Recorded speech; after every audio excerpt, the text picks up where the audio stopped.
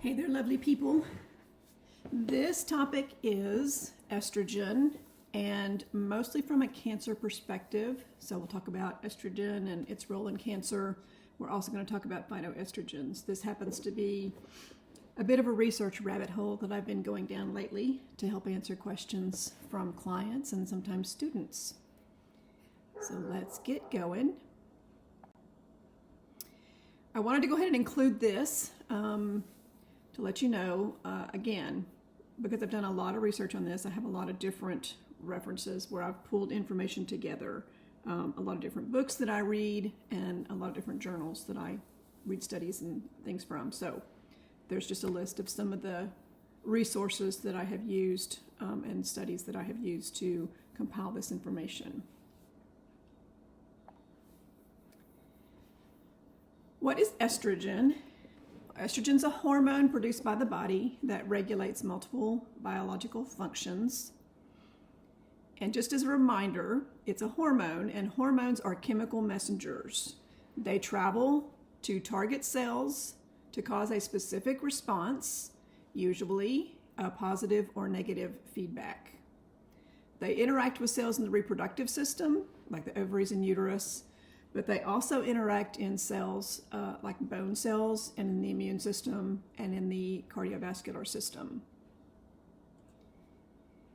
A single hormone can have different target cell types, and a single hormone can have different effects depending on the target cell.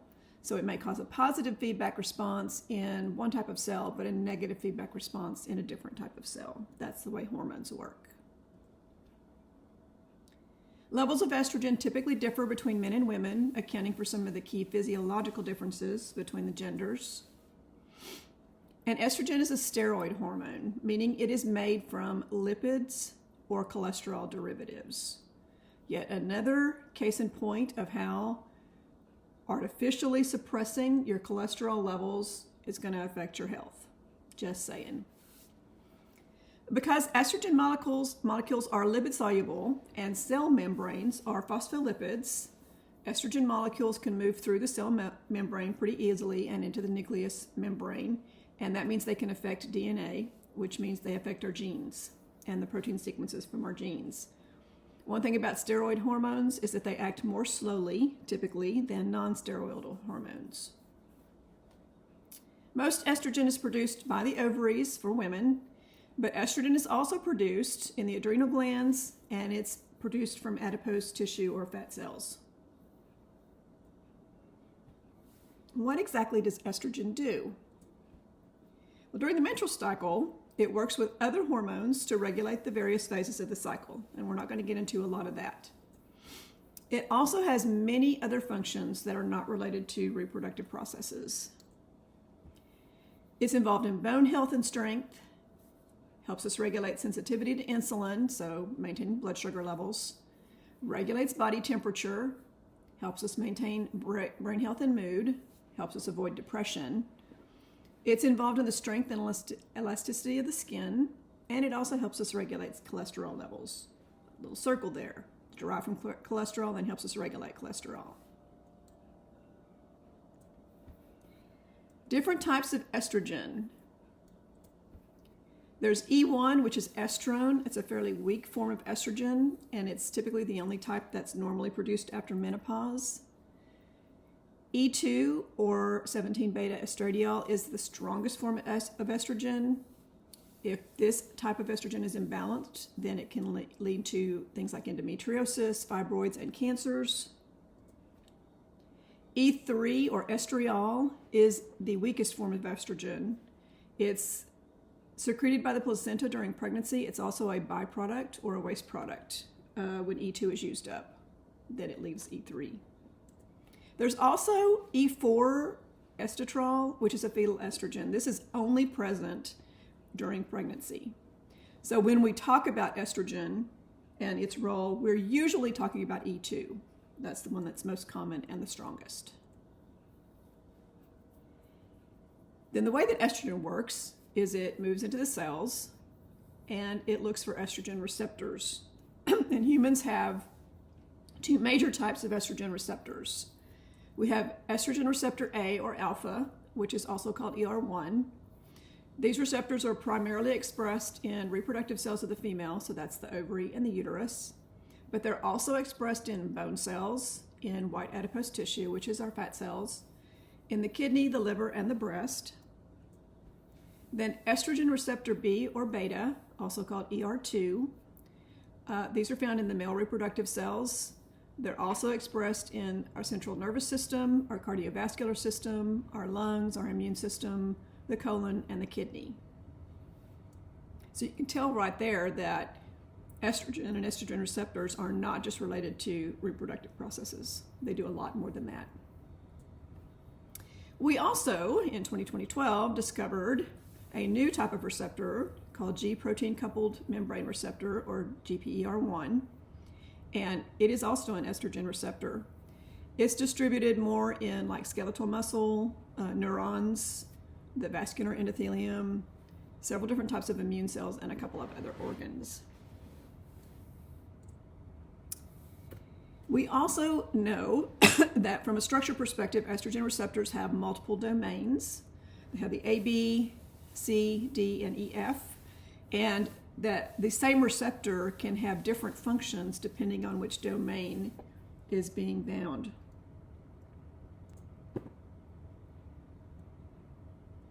What about levels? So estrogen levels can be low or high. Neither one is great.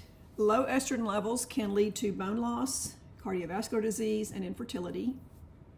These are typically caused by things like excessive exercise, eating disorders like anorexia, Turner syndrome, chronic kidney disease, obviously perimenopause and menopause, some genetic irregularities, certain toxins will suppress estrogen production, and then certain autoimmune conditions. High estrogen levels also have health issues that can lead to blood clots, stroke, and as we know, several different types of cancer. One thing to note is that it's very rare for our estrogen levels to be high simply because our organs are overproducing it. It's usually the result of some other factor that's making that high, and we're going to talk about that a lot on the next slide. But again, remember that estrogen is a hormone, and so like most hormones, your body maintains a balance, and so the presence and the levels of estrogen are going to be used as feedback to determine whether we need to decrease or increase production to return the body. So we want to look at estrogen levels in relation to other hormones that affect them, like progesterone, other androgens, LS and FSH, and then SVHC, which is sex hormone binding globulin. Got that right. Then I also want to talk about estrogen dominance, which is a term that's used in both conventional and functional medicine. Estrogen dominance doesn't specifically mean high estrogen. Estrogen dominance occurs when the body does not produce enough progesterone. So what that leads to is unopposed estrogen. And that can cause a lot of different symptoms. So in women, maybe breast tenderness, headaches, fatigue, weight gain, decreased sex drive, abnormally light or heavy menstrual bleeding, worsening of PMS, can cause fibrocystic lumps in the breasts or fibroids, tumors in the uterus. It can also cause moodiness like depression and anxiety. And in men, estrogen dominance can also occur, and it may cause infertility, growth in breast tissue, or erectile dysfunction. If you're experiencing those symptoms on a regular basis, then it's probably a good idea to have your estrogen levels checked, as with the other hormones, to see what's going on. What are the factors that can contribute to excess estrogen? The first thing to look at would be medications. So obviously birth control and hormone therapy are going to introduce estrogen to your system, and they can cause your estrogen levels to go too high. This is usually going to be a temporary imbalance. So until you get your dosage under control, and then once you've done that, that's not an issue. There are also medical conditions that can cause excess estrogen. PCOS is one. Obesity, because remember that we said that estrogens produced from our fat cells. So obesity will lead to or can lead to excess estrogen levels. And then tumors. There are certain cancers that produce estrogen driving tumors. But the big one that we all need to think about and we have a bit of control over is xenoestrogens. Xenoestrogens are actually estrogens in chemicals, and they are what's called endocrine disruptors, or EDCs. They interfere with our endocrine system and disrupt hormone activity because they block the receptors, those estrogen receptors. They block them so that real estrogen can't get through, and because they can't function like an estrogen, then our body doesn't get the estrogen that it needs. We are exposed to xenoestrogens in a lot of places in our environment. Sometimes in our foods, certainly in our food packaging, our personal care products, some of our house cleaning or lawn care products. They're very, very prevalent in plastics, especially types 3, 6, and 7. One thing you should never, ever, ever do is heat foods or beverages or even topical things that you're going to put on your skin in plastic containers. And this means don't put them in the microwave. It also means don't leave them sitting out in the sun. EMFs, or electromagnetic fields, like those we get from our phones and our computers, may also expose us to xenoestrogens. Organochlorines found in dry cleaning chemicals, the bleaching of feminine hygiene products, and plastics such as food containers or baby bottles also contain xenoestrogens. We can be exposed to them from pesticides, herbicides, fungicides. Creams and cosmetics, if they have triclosan, parabens, sterylconium chloride, those are xenoestrogens. Nail polish has phthalates. Anything else with phthalates, that's an EDC, sometimes nail polish remover. Surfactants found in many condoms and diaphragm gels. Plastics also expose us to BPA, which is found in the lining of food cans and juice containers. Might also find them in new carpet, x-rays, and fluoride. So fluoride is a trace mineral that we need trace amounts of, but if you think about constant exposure, and when you're looking at toxins like this in the environment, think about how often you're exposed to it, how much you're exposed to it, and then it's the accumulation that becomes a problem.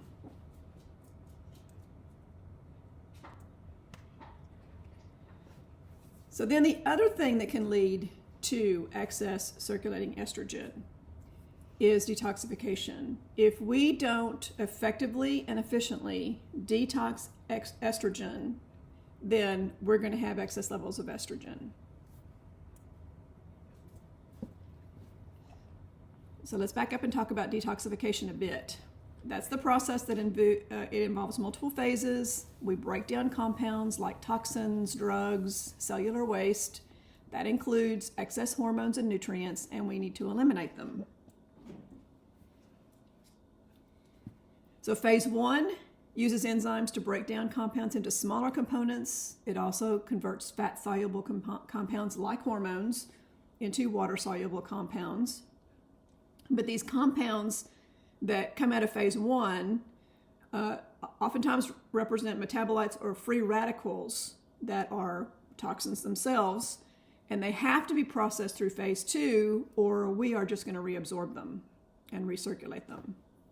So it's important to know we got to go through both phases because it has to go through phase 2 before it can actually be eliminated. And estrogens can actually be broken down further by a couple of different processes in phase 2. Glucuronidation, which transfers a glucuronic acid to that phase 1 metabolite. Methylation substitutes a methyl group for an atom in the phase 1 metabolite, and then sulfation attaches a sulfate to the metabolite. So it can go through any of these little pathways, estrogen can, to be detoxed.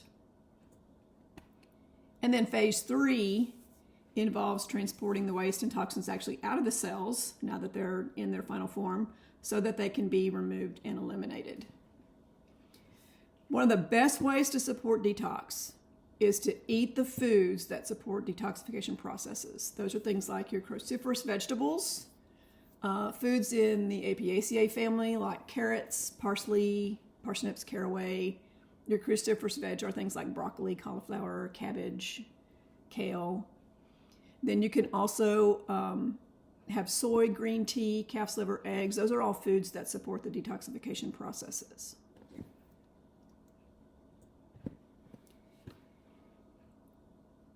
Each of these phases can be compromised or impaired by those key nutrient deficiencies. So if you're not eating the right foods and getting the right nutrients, then you're not going to have an effective detox process. Genetic variations. There are a number of genes involved in these processes. Just to name a few, UGT is involved in glucuronidation, CBS and SULT genes involved in sulfation. Lots involved in methylation, including CBS, COMT, your MTHFR, BHMT, TPMT, so lots of genes there. And with each of these genes, there are certain variants called SNPs that affect whether they process normally or abnormally. And if you have a certain variation, then you may need to also look at different nutrient supplement or lifestyle interventions. So this is one of the things why it's important to know your genetic profile. Because if you know you have one of these variants, then you can address it and make your detox processes as efficient as possible. Low fiber intake or low water intake. Once you've got those little toxins and waste products sitting in the cells and you transport them out of the cells, then we need fiber to grab them, put them together, and we need water to flush them out. So if you're not intaking enough fiber and you're not intaking enough water, your detox process won't be very efficient. And then the last thing to consider is that the processes can be compromised simply by an imbalance between the level of toxins to be processed compared to the resources available. So here's an analogy for that. Let's say I have 2 cups of flour and I want to make a batch of cookies, which requires 1.5 cups of flour. I want to make a cake, which needs 2 cups of flour, and I want to make gravy that needs a cup of flour. Well, I have to determine which one do I want to make, because I can't make them all, right? If I make the cake, then I can't make anything else. If I make the cake, I don't have enough to make the cookies. So this is kind of what your body does. It looks at the resources available, and then it has to prioritize. So if we've got a lot of these toxins in our system, our detox system may focus on getting rid of that versus getting rid of some of the metabolic waste. i.e., it may leave those estrogens in there. They may never get eliminated. They may continue to circulate. So, detox, detox, detox. What about estrogen and cancer? Excess estrogen is considered to be a carcinogen due to the specific actions that estrogen has on different cells and tissues, as well as the fact that estrogen can deregulate certain enzymes. And a lot of those are enzymes that are involved in the detox pathways. We've seen high expression of certain estrogen receptors in tumors that are hormone driven, like breast, ovarian, but also in lung cancer. We also know that estrogen receptors play a role in other cancers, prostate, esophageal, gastric, intestinal, liver, pancreatic, urogenital, and melanomas, as well as endometriosis. What we have seen is that the role and impact that estrogen and estrogen receptors play in these different types of cancer can vary by a lot of different factors.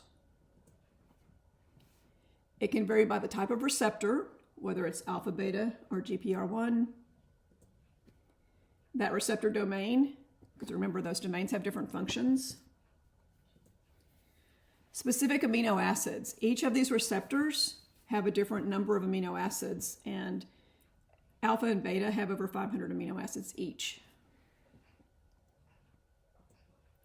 And then the target cell or tissue type. So what that means is that say estrogens binding to an alpha receptor in one tissue type, that may promote a tumor, while estrogen binding to a beta receptor in that same tissue type may actually suppress a tumor. Or estrogen binding to an alpha receptor in a different tissue type might suppress a tumor. So there's all these interdependencies going on. It's affected by the combination of that domain, amino acid, and the receptor type. So all that to say that there's a lot of different combinations that can happen. Cancer is very complex. And so that's one reason you might see a lot of different variation in what studies show. And it's also why you may see, when we're developing some of these targeted treatments, why they work sometimes and they don't work sometimes, right? Because we haven't gotten down to that exact combination level.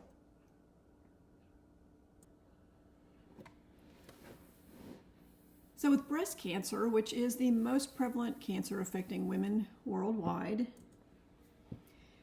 we tend to classify breast cancer into subtypes according to those estrogen receptors, as well as progesterone receptors and HER2, which is human epidermal growth factor receptor 2. The different types would be luminal AB, and that's when ER is positive, PR is positive, HER2 is negative. In an ER positive subtype, then only ER is positive, PR and HER2 are negative. HER2 positive, only HER2 is positive, and ER and PR are negative. And then you can have triple negative, where all of them are negative. And approximately 60 to 80% of breast cancers are either luminal or ER positive, meaning those estrogen receptors are involved somehow in the tumor process. The most common treatment for these types of cancers is what's called anti-estrogen therapy. And these are drugs like tamoxifen or teramethine. They're called SERMs, which is selective estrogen receptor modulators, also called ERAAs. And they work by binding and suppressing the ER alpha and affecting the transcription of the genes through the ER alpha receptor. You also have SERDs, which is selective estrogen receptor degraders, and they bind to the receptors, then also target them for destruction. And an example of a SERD is fulvestrant. So something about these drugs, again, they're typically targeting just the ER alpha receptor. They affect both cancer cells and healthy cells, just like chemotherapy. They can have very serious side effects. One being they obviously suppress estrogen. So you're going to have some of those issues that you have when your estrogen levels are low, like bone issues, lack of bone density and strength, cardiovascular issues. They also have a high risk of development of endometrial cancer. And then a significant number of individuals will usually develop resistance to these drugs and relapse or get cancer again or some other type of cancer. Probably, remember, because that interaction has so many different variables. It's got the receptor type, the domain, and those specific amino acids. So again, we can target an upper level of that, and if we're not getting deep enough, then it's not going to do what it's supposed to do.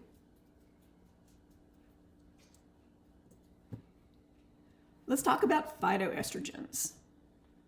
This is a pretty hot topic with people who have hormone-driven cancers, particularly breast cancer. I have a lot of clients who go, well, should I do phytoestrogens? Are they safe for me? Should I eat them? Should I not eat them? And most oncologists are going to tell you to avoid them. So let's talk about them. Phytoestrogens are a class of phytonutrients. These are bioactive compounds. They're present in plant foods, and they have been studied a lot, and they do provide a lot of different health benefits to humans. There are more than 160 of these different compounds in 300 different plants. Structurally, these phytoestrogens contain a phenolic ring, which allows them to bind to those estrogen receptors. So they have a very similar structure. It allows them to act as either agonists, which will stimulate an action, or antagonists, which will prohibit an action. They're most structurally similar to E2, which was the estradiol, but they're way weaker than normal estrogens, about, I think, 2% of the strength of normal estrogens, but they are stronger than EDCs. And even though they're structurally similar to estrogens, they are not steroids, so they can act quicker than steroid hormones. And here's just a list of some of the types of phytoestrogens, also called flavonoids, that have been well studied with some of their food sources. So isoflavones of genistein and diazoin come from soybeans.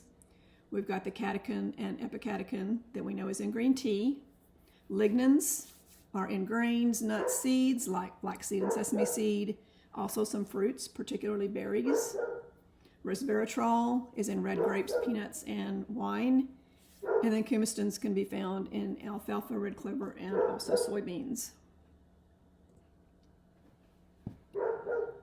So not all of the biological effects of phytoestrogens involve estrogen receptors. There's a lot of proven health benefits for them, which relate to the cardiovascular system and bone health. And then there's also a lot of effects of these phytonutrients that just affect cells in general over their life cycle, like telling them when to reproduce, when to grow, when to die, when to spread, that kind of thing. So there's a lot of health benefits of these foods that have nothing to do with estrogen and the estrogen receptors. Because they can bind to the ER and they can act as both agonists or antagonists, they can be classified as endocrine disruptors, let me say that right, under the EPA definition of what that means. So according to the EPA, an endocrine disruptor is a compound which alters the structure or function of the endocrine system and may cause adverse effects. So because they fit precisely into that definition, they can be classified as endocrine disruptors. They do bind to both ER alpha and ER beta receptors. They generally have a higher affinity for ER beta receptors, and they do act on the gene transcription for both of those subtypes.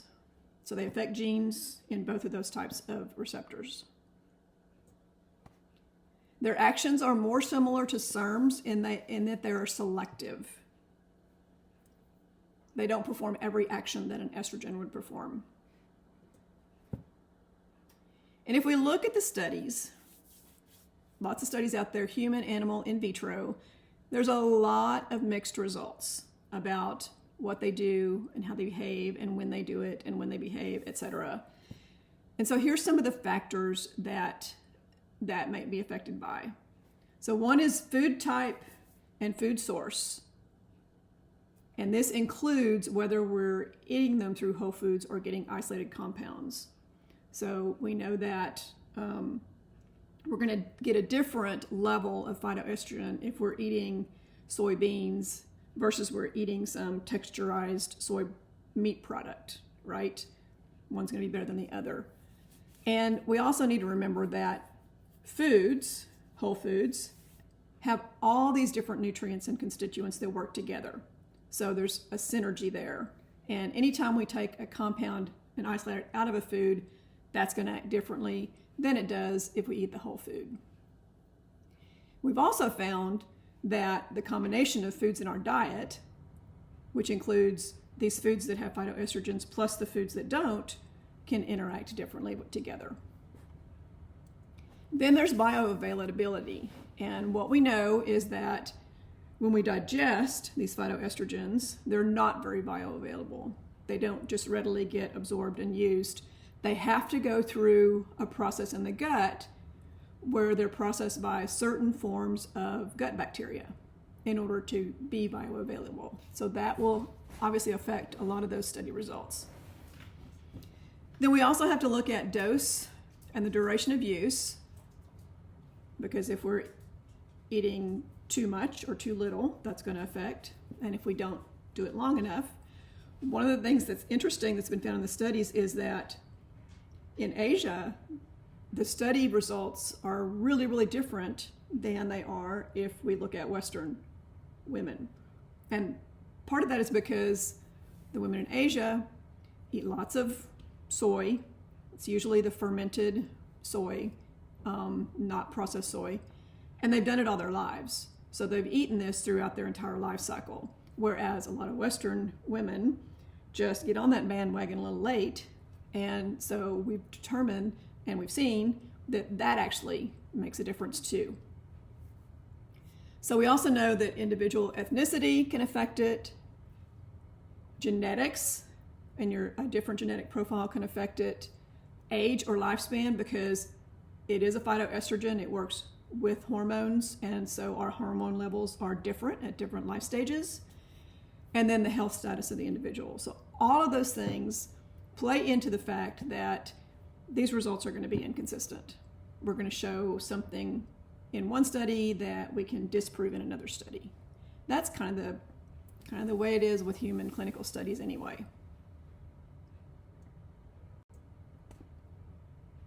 As far as phytoestrogens and cancer, again, we know that what we just said, our studies of phytoestrogens show mixed results, and that can be dependent on all of these different factors we talked about. But things to consider, there's a lot of research out there that shows that phytoestrogens can be certainly preventive. They reduce the risk for many types of cancer, including hormone-driven cancers. So as a preventive, they're definitely a good thing to incorporate in your diet. The beneficial actions of the phytoestrogens on cancer cells may be both estrogen receptor related and completely independent. We kind of talked about this. So independent of what the estrogen activity does, these compounds can affect the cell. So they can cause a cell to die when it isn't dying when it's supposed to, which is typical of cancer cells. So they have these independent activities that they can exert that have nothing to do with the estrogen receptors. They may actually be beneficial for ER alpha driven cancers because they are more prone to bind to ERB receptors, which provide anti-cancer actions when they're ERA driven. So that's something that needs to be considered as well. Their strength and effect is much weaker than endogenous estrogens. We talked about this. It's actually stronger, a little bit stronger than xenoestrogens, but they're less likely to drive hormone-sensitive cancers. They are more likely to be modulating and balancing. And there's several people who work with cancer patients who have used phytoestrogen and have seen that effect occur. If you're considering, and this is a personal choice obviously, but if you're considering incorporating phytoestrogens into your diet, then you want to use whole foods. You do not want to use isolated compounds. You want to get all those nutrients that work together with those phytoestrogens so that you get that synergy, and those foods are a lot more intuitive to what they need to do with your body. And you don't want to overconsume. In fact, if you've never consumed a lot of foods with phytoestrogens in your life, then you may not want to incorporate them at all. You may not want to rock the boat. But if you want to add them to your diet, then just add them in moderation, and again, use the whole foods. Let's recap. Estrogen is a hormone. It affects many different cell types, many different ways. Estrogen receptors are present in many tissue types, and some of them have nothing to do with the reproductive system. Estrogen levels can be too high or too low, and either one can cause health issues. The factors that contribute to excess estrogen include medications, medical conditions, xenoestrogen exposure. Cannot emphasize that enough. Reduce your xenoestrogen exposure. and impaired ability to detox. Do whatever you can to promote efficient, effective detox. The effect of estrogen on cancer can be positive or negative, and that's going to depend on that receptor type and that cancer type. The majority of breast cancer cases involve elevated ER expression, but that exact pathology is very complex. And phytoestrogens are compounds in plants similar in structure and function to endogenous estrogens. They provide benefits for cancer prevention. They may also be beneficial to supplement in cancer treatment. Thank you so much for listening. Again, I'm not a licensed medical practitioner. This was a research fun project for me. I suspect that we will learn a lot more. Research will change, particularly with the genetic component introduced into a lot of the research lately. So keep up with that, talk to your practitioner. Just be as informed as you can and be your own health advocate whenever you have health decisions to make. Thank you very much.